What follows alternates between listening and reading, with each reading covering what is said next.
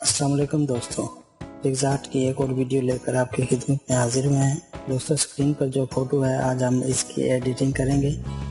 तो अगर आपको भी फ़ोटो एडिटिंग करने का शौक़ है तो आप ये वीडियो एंड तक लाजमी देखें और मज़ीद पिक्सआर्ट की वीडियो देखने के लिए हमारे चैनल को सब्सक्राइब कर लें, साथ में मौजूद बेल आइकन को भी प्रेस कर लें। तो हम वीडियो स्टार्ट कर लेते हैं।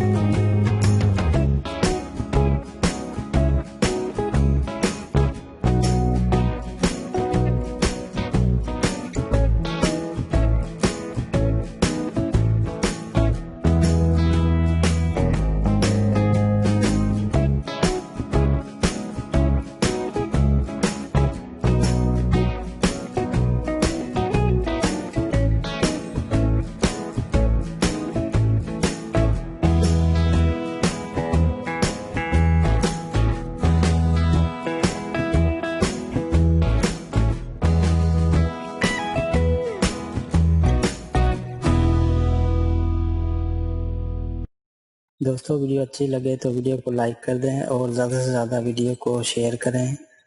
मज़ीद फ़ोटो एडिटिंग की वीडियो देखने के लिए हमारे चैनल को सब्सक्राइब कर लें और साथ में मौजूद बेल आइकन को भी प्रेस कर लें।